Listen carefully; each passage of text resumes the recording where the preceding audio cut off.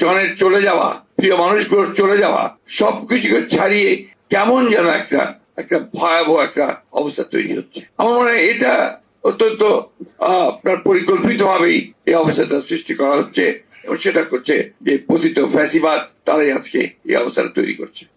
আমি একেবারেই রাজনীতির মাঠের একজন কর্মী, সলিমউদ্দিন কলিমউদ্দিন সহ এই সমস্ত মানুষগুলোকে নিয়ে নাড়াচাড়া করি।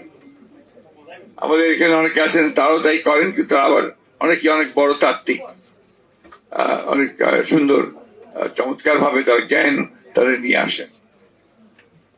আমি খুব মোটা দাগে যেটা বুঝি যে আমাদের কবি লেখকেরা নিঃসন্দেহে আমাদের জাতির গঠনে বলুন, পুনর্গঠনেই বলুন, তারা একটা বড় ভূমিকা রাখেন।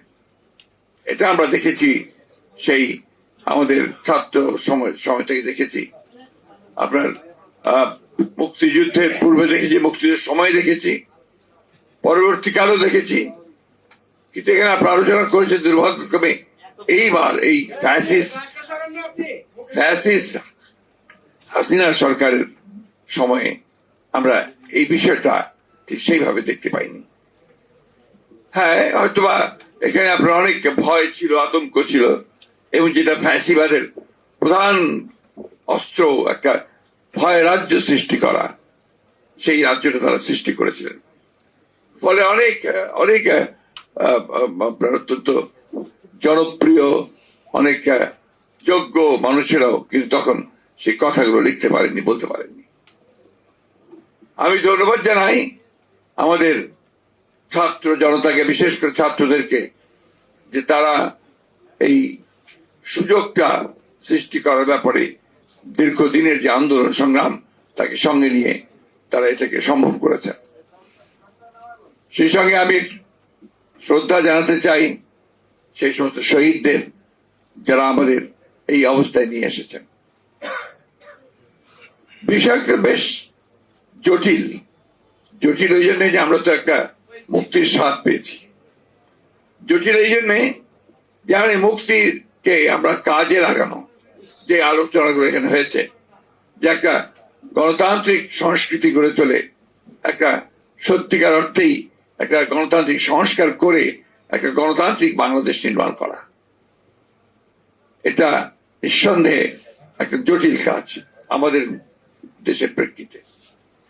সেই কাজটাই আমাদের করতে হবে, এবং এই কাজটা করার পেছনে আমাদের সবচেয়ে বেশি যেটা প্রয়োজন, যে যারা আমরা মনে করেছি যে ফ্যাসিবাদের পতন হওয়া দরকার, ফ্যাসিবাদকে সরিয়ে সত্যিকার অর্থেই জনমানুষের জন্য উপযোগী একটি রাষ্ট্র নির্মাণ করা দরকার, সমাজ নির্মাণ করা দরকার, তাদেরকে ঐক্যবদ্ধ হয়ে কাজ করতে হবে। আজকে খুব কষ্ট হয়, দুঃখ হয়। আমি এখানে আসার আগে আমার বাসায় সঞ্জিদা এসেছিল। সঞ্জিদাকে আপনারা অনেকে চেনেন, মায়ের ডাকের সঞ্জিদা। সে তার ভাইকে নিয়ে এসেছিল, সে থাকে আপনার কানাডাতে। সে এসে বলছে, স্যার আজকে মন খুব খারাপ। কেন? গত কয়েকদিন ধরে যা দেখছি তাতে করে স্যার আমার মন খারাপ হয়ে যাচ্ছে। এই যে এতদিন ধরে যে কষ্ট, যে পরিশ্রম, যে ত্যাগ, যে